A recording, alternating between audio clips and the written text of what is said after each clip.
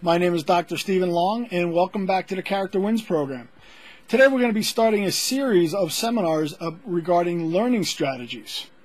And today we're going to talk specifically about learning tendencies. Basically, people have different tendencies on how they learn best, and I'm going to show you different strategies on how you can optimize your own personal learning tendencies. I want you to think about the smartest person you know, and then try to describe this person to somebody else. And I'm sure you're going to use these characteristics to help describe this person. And these are what are known as thinking levels. And the first level is to just understand the content. And then once you understand the content, then you're going to memorize that content. After memory comes application. Is how do we apply this content to make a change?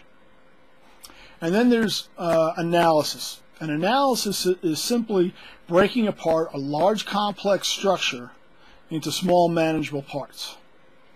And then synthesis is the next, but synthesis is exactly opposite of analysis. Synthesis is taking related or even unrelated parts to form one coherent whole. And then finally, decision making is really what goes into the elements of decision making. And so what we're going to do is we're going to spend a portion of the seminar on the level of understanding, because without understanding, then it's really difficult to learn anything. There are 4 different ways on how people understand or gain an understanding. The first 2 that you see here have to do with a person's confidence. The second 2 have to do with a person's sense of discipline. So let's take a look at the first 2 first. Experiential understanding is gained through trial and error. Is that a person must have a sense of self-confidence even to try something. And through trial and error, even if they fail a couple of times, that they'll gain an understanding of what the content is. And then the second is confronting assumptions. Is many times we as people move into a situation with a certain assumption about something, and then we're provided with some information that actually challenges our assumption. You know, are we willing to confront that? And it takes a certain degree of self-confidence to actually confront your assumptions. Now, the second 2, like I said, have to do with discipline. And the first one is just having a framework. And the first aspect of framework is just providing a goal statement, such as, I will understand whatever. And then the second one is just a repetition, is that you will just repeat to yourself a certain number of facts so you begin to understand them. And then the last one has to do with evaluation and feedback, is that the disciplined person will gain an understanding by listening to feedback, by listening to criticism, by listening to the evaluations that other people have of them regarding their level of understanding. Learning tendencies have to do with how you learn and how you learn best. Basically, what are your own specific individual tendencies in the way in which you learn. And basically there's 3 different ways in which you learn. Learning styles, learning biases, and learning prompts. And each of these will be discussed individually. I'm sure you're familiar with learning styles, and today we're going to be discussing 4 of them. But if you download the attached document, you'll be able to take a learning styles assessment and see exactly what your learning style is. The first one is the visual learner. And this person basically just needs an unobstructed view to what's going on. And just by observing, they'll be able to gain an understanding and then begin the learning process. Basically, their mind works in images. The second is often confused with the audio learner, but it goes beyond just hearing. It's really more of a relationship. And so the relational learner needs to create a personal connection with the teacher. And once they have that connection, once they establish that connection, then the understanding can be gained, and then the learning process can begin. The third is action, and it's also similar to experiential learning. Is that this person just needs to do it. They don't care if they fail. They'll learn as they do, and as they continue to do it, that'll be fine. And they don't need a quiet space. They can be in the middle of Grand Central Station in New York City, and they can learn as long as they're allowed to do it. So there can be many distractions around them, as opposed to the visual learner and the relational learner. Those people need to have very few distractions. But the action learner, there can be many distractions around, but as long as they're allowed to do it, they'll learn that way. And then finally, the last one is the independent learner. And the independent learner is very much misunderstood.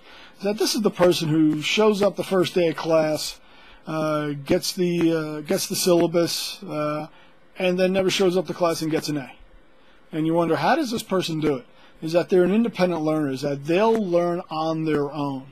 They'll gain an understanding. Is basically they have a conversation going on in their head as they conduct their learning, and it's not the most efficient way of learning. I can guarantee you that. But it is a way to gain an understanding, because sometimes the teaching aspect sometimes actually gets in the way. The second tendency is what's known as learning biases. And basically we all have a preferential way on how we'd like to learn. And each bias runs along a continuum. There's no right or wrong or black and white issues to this. Is that each way is right, and what you want to do is be able to move along the continuum from one end to the other. But to gain an understanding, it's a good idea to indulge that bias. So let's say on the action reflection continuum is that you prefer to think about it first, and by thinking about it, you're able to gain that understanding. But if you never move down the continuum towards the action, then you never actually do it, and that prevents you from moving to the higher levels of thinking, such as analysis, synthesis, and decision making. But it's okay to indulge that bias first, but then you're going to have to move towards the other end of the continuum. And then the second bias is concrete and abstract continuum. Is that some people prefer to think is to learn concretely. Is just tell me how to do it. You know, what is this going to mean? How is this going to affect my behavior or affect what's going to be going on? And that's a very concrete way of thinking. But at some point, you're going to have to think abstractly about this to really gain a full understanding. And conversely, people who like to think abstractly about it, they may not be able to explain it, but they understand it. Again, it's okay to indulge that bias, but they're going to have to move to the other end of the continuum, to the concrete side, so they can get to the higher levels of thinking. The third tendency is learning prompts. And basically, prompts are just what prompts you to learn, what triggers you to learn. And there's basically two types of triggers, reactive triggers and proactive triggers. Underneath reactive triggers are passive learning and adaptive learning. And passive prompts are basically learning happens by chance, is that there's no intention of learning, it just kind of happens. So it's a very ineffective and inefficient way of learning. Adaptive learning is probably the most common type of prompt in our society, is that many people will wait for something to go wrong before they try to fix it. And that's what an adaptive prompt is this is wrong, so we better find a solution to this. On the other hand, proactive triggers are very effective and very efficient. And the first prompt is an active prompt, is that these people are actually they're looking to learn. They're looking to learn in just about every situation they get themselves into, whether it's in a classroom situation, or they open up a textbook, or they're within a group situation. They're just looking to learn in every type of situation. Now, generative learning is something a little bit more advanced. Even though active prompts are very effective and very efficient, generative learning is actually at a higher level. is generative learning is that people here, not only are they actively looking to learn in every situation, but they're also looking to generate solutions. Is that, to take it even one step further, they're actually actively looking for problems before the problems become a problem. And from that point, they can actually get ahead of the curve and then have a solution ready when a problem does occur. And that's a whole different level. But obviously, the proactive triggers are much more effective and efficient than the reactive triggers. To review this seminar, first we'll talk about understanding. Is that there's basically 4 ways to understand content. But what you should remember here is that without understanding, no real learning occurs. So that's what you should be striving for. And then the learning tendencies, learning styles, learning prompts, and learning biases. Understand this is that you may have your own style, you may have your own bias, and you may have your own prompts. But if you have a teacher who's teaching a different way than your style, or one that's opposite of your learning tendency, it's still your responsibility to learn the material. So you may have to adjust your style, you may have to adjust your biases, and you may have to adjust your prompts, because it's your responsibility to learn. And the fact is, it is a choice that you can make.